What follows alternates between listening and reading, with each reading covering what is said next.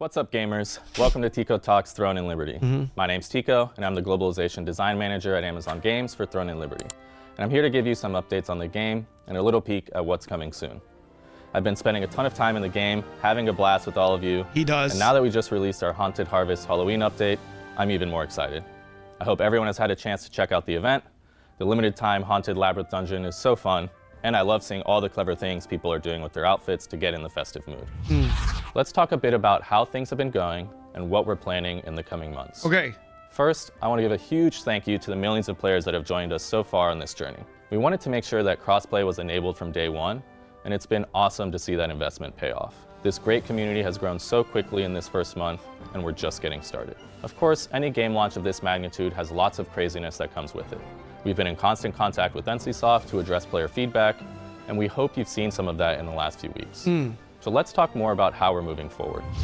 Let's start with a topic we all hate and every MMO deals with, bots. Yes. The battle against bots is well underway, and I want to tell you a bit about what we're doing to attack bots on multiple fronts. Okay. First, we're continuing to improve our detection algorithms and are now running those daily to ban bots as quickly as possible. Second, we're attacking the areas in which bots can operate and continuing to look for ways to make it difficult for bots to do business. But we want to do that while minimizing the impact to real player experience. We have some plans related to the auction house to impose protections to limit bots' impact there. We will share more on that once we are able, but can't reveal too much detail. Sure. That could be used to circumvent our safeguards. Third, we're actively actioning players who engage in RMT behavior. Participating in RMT negatively impacts several aspects of the game, including empowering bot activity, compromising the hard work of players who follow the rules, and more. We will continue to action players with more severe punishments as appropriate, including negative loose imbalances, full auction house lockouts, suspensions, and bans, as we have zero tolerance for this type of behavior. The next thing I want to talk to you about is world bosses, which are garnering a lot of discussion in the community. Oh, so I want to take some one. time to discuss that. Holy shit. Yes. Let's talk. First, let's talk about loot drops. Many of you have been feeling that world bosses have often left you feeling disappointed because you don't feel there's a meaningful chance to acquire gear during these events. Honestly, for peace bosses, yes, that's very true. It's very true. To improve this, we're going to do two things. Okay. First, we're going to increase the number of portals that appear for peace mode bosses. Fantastic. The portals will be generated based on player counts, but on average, I would expect you to see at least one more portal per boss. This should help spread players out across more fights, giving more opportunities to acquire drops. Holy shit, there's going to be even more arc boss drops now. That's actually a big W. Like, guys, the significance of that for regular world bosses, sure, it's big, but that's even bigger for arc bosses. That's massive for arc bosses. The second thing is we're introducing a new chest drop that has a chance to be included in your participation reward after the boss dies. This chest will allow you to select one of any of the epic items the boss can drop, which we hope will allow a chance to be included in your participation reward after the boss dies, giving more opportunities to acquire drops. The second thing is we're introducing a new chest drop that has a chance to be included in your participation reward after the boss dies. Holy shit. This chest will allow you to select one of any of the epic items the boss can drop, which we hope will also give players the agency of choosing a reward that's most relevant to them. Bro, are you fucking kidding me? I mean, sure, it's going to be a super rare drop, I'm sure, but like still, that's big. That is big. All items from this chest will be untradeable, though the non-weapon items can be lithographed if the player chooses. Players can expect both of these changes to be live following our maintenance on October 31st. Woo! We've also been paying attention to the impact that the Eclipse skill is having on peace mode bosses occurring. Great, they're addressing it. Let's hear what he has to say, guys. Let's hear what they have to say. Within Abyss dungeons. We think that this is disrupting the expected flow of gameplay for individuals attempting to participate in peace mode bosses, which are meant to be a PvP-free experience for those players. So we're making an adjustment so that when peace mode bosses spawn in dungeons, there will be an additional new portal outside the dungeon that will take players directly to the safe zone inside the dungeon. That's fantastic. There you go. There you go. This way, they can enter the Peace Mode boss as expected, without passing through areas that may have turned into a conflict zone due to the Eclipse skill. So yeah, I think that's okay. So for them to improve that experience, right? I think this is probably the best way they could have gone about it, because like most people were thinking nerf Eclipse, change Eclipse, remove Eclipse, whatever that may be, right? But like, I mean, you know, there's also a lot of people that kind of disagree with that notion too, right? I wasn't sure how they would fix it or if they would ever fix it because it's been in the game for so long.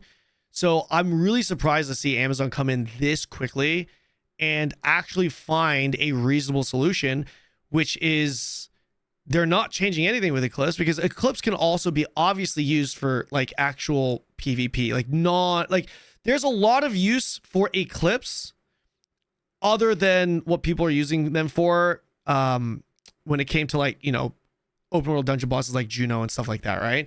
So them just moving the portals to the outside, I think it's fantastic. I think that's a great way to address that situation. This change. That's a great way. It's not like you can, yeah, it's once every 12 hours, but still people were bothered by it. I think this is a great way to, also the spawns being outside of the open world dungeon, like aside from the whole Eclipse thing, it also makes it so much more convenient to get to the bosses. Like, you know how annoying it is to get to like Nirma and Eridus? It's so annoying. Now we just go in there and you don't even have to worry about like, oh, it's evening time, so I can't even get in the dungeon. You know what I mean? I think this is solid. Yeah, it can turn Cow into like it as well. Yeah, there's a lot of good effects. Like that's why a lot of people didn't want them to touch Eclipse, because there's other really good uses for Eclipse outside of it. You know what I mean? But like, I think this is a great way.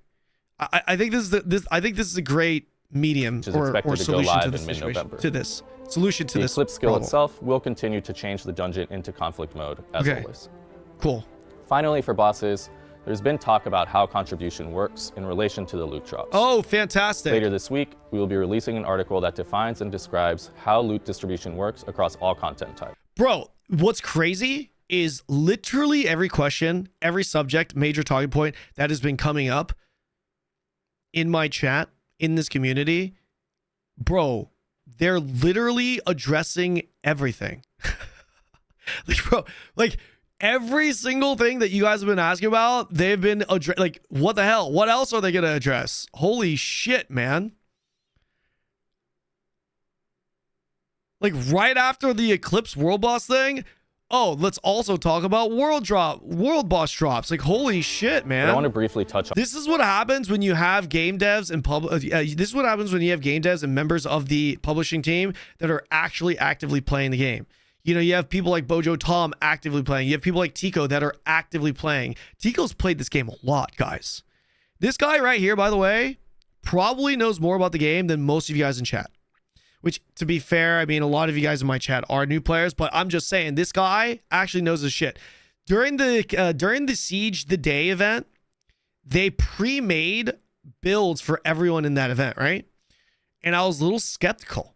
I was like, bro, how are you going to do these builds? Like there's no way AGS is going to be able to put together a solid build for this shit. There's no way, especially after seeing some of the stuff that happened in Lost Ark. I was like, oh, I'm not too. When I went in for the Siege of the Day and I looked at the gear, I was like, bro, this is great. You know exactly what the hell is happening. And come to find out, Tico played and plays a lot of Throne. He understands the game. On this specifically for which conflict is great. Bosses. With the recent change locking boss loot to the original owner for 10 minutes. They listen, but they can't balance classes. It's not up to AGS to balance classes. That is 100% NCSoft. What AGS could do is give them feedback. For example, if they're like, hey, tanks are too strong, then they can push for that. But that type of change, NCSoft is ultimately going to have final say over that specifically, right? To be fair, NCSoft pretty much has final say on almost everything, I would imagine, on most things, especially related to, you know, the foundation of the game, coding of the game, the updates to the game, the content of the game. But I mean, obviously AGS can try to make a case. Some guilds have been wondering what the value of PvP is in these events. The spirit of the Conflict World Boss is that guilds are fighting to control the area to allow their guild to damage the boss and raise their contribution, thus increasing their chances to get better loot.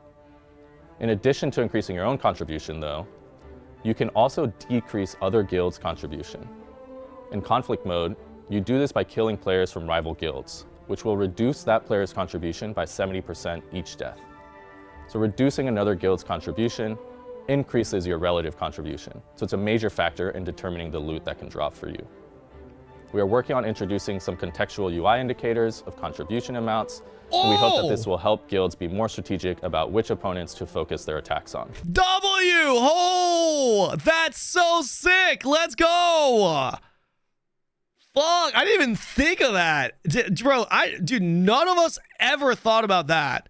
That's so good. Huge. Moving on from world bosses, I want to talk about what a great idea. Whose idea was that? We've made 3 recent changes to matchmaking for dungeons. To help with queue experiences, we introduced a new option to queue for a random dungeon when using party matchmaking, and we made a change to better match players based on their combat power, to better align group capabilities.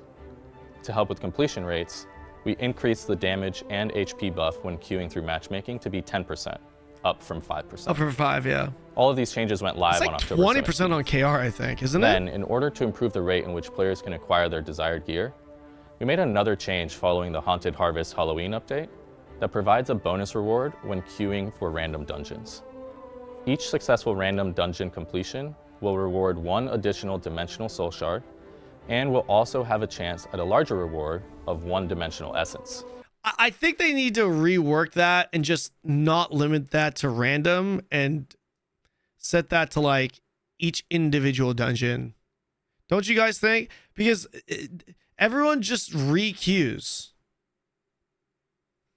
Like, you know what I'm saying? What is the benefit for them just doing it? What is the benefit for them to just set it to random? I mean, I understand why they would do that, but it's obvious, like they're not, it's not actually accomplishing that goal because everyone just re-queues. It just turns into a more annoying system. You know? Yeah, you either take out the re-queue, put you on a cooldown, or you just allow it for each dungeon. By the way, in Korea, you can pre-make a party of 5 and then do the random dungeon, or and then do party making, and you get that buff for any dungeon you select, not just random. So it's different, unless they changed it in KR, but that was like that for the longest time in KR. We hope that these changes have had a meaningful impact to your experience with co-op dungeons. Yeah, no, we Mollyfield, welcome to the stream. Yeah, we all know why. I think we all can understand like the purpose or the idea behind doing it. The purpose and the intent of doing it or setting it to random. Sorry, I totally butchered that delivery. You guys get what I'm saying? I think we all understand the intent there, but it's obviously not working because you could just re-queue. So it kind of defeats the purpose of that design is what we're saying, right? It's like, so like you either add a cooldown or you just let people queue for whatever selected dungeon. We're going to keep monitoring the data. We're going to keep listening to player feedback, and we'll continue to tweak if needed. All right, let's talk now about some major systems that players Ron, may already be familiar with because of their time playing on the Korean service. In particular, I want to talk about 2 systems, Substance Transformation and the Rune system. God damn, really? Already we're getting into this? And I want to be very clear here. Neither of these systems will launch in our service with their current functionality. We're working closely with NCSoft to make updates, and both systems will be improved in a way that will satisfy both Korean and global users. Was that just hard confirmation that Runes and Substance Transformation is not going to be the same and is going to be different in our region? Did he just confirm that? While not all changes are finalized, here are some things I can say for now. For the Rune system, it will have at a minimum the following adjustments. First, Rune slot unlocking will no longer require RNG to obtain your desired slot. Oh, let's go! I love this guy! Oh my god! Are you kidding me? It's lit. What? Slot type. Yes! Second, we're introducing a separate rune bag with improved searching capabilities to reduce the burden on your traditional inventory and storage, while also making it easier to find your desired runes.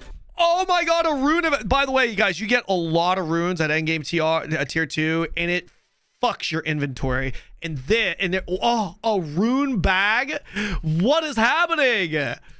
Dude, there's no way. Dude, I bet Koreans are just so upset with NCSoft, man. I bet you anything Koreans are so upset with NCSoft. They're all probably thinking, what the fuck? Like, where was all this for us?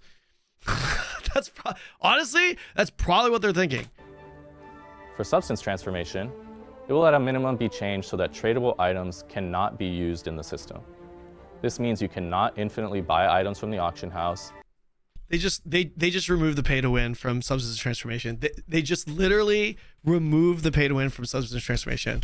Holy shit. For those of you who don't know, okay, substance transformation is a system in which you take gear and you feed it into that system and it spits back out a random piece of gear, but more importantly, it spits back out a mat called trait resonance stone, or what was it called?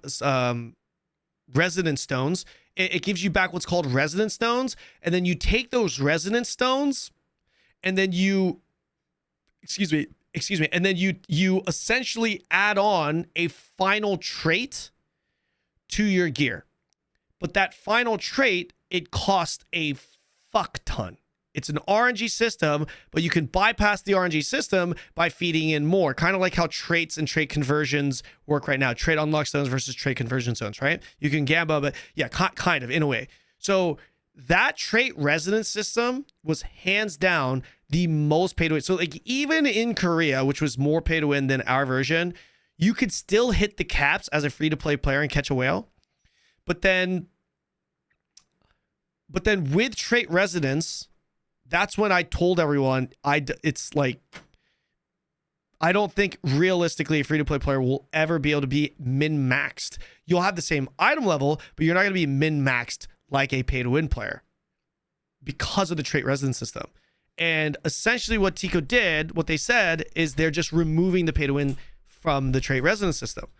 I'm trying to think if there's another way around it, because this is like, live reaction, but the way you would pay to win this system, guys, is you'd purchase Lucent, purchase items on the auction house, obviously, and then use those items to feed into your trait residence. Bam, you're maxed out. You could do it in a day, so long as you pay for the Lucent.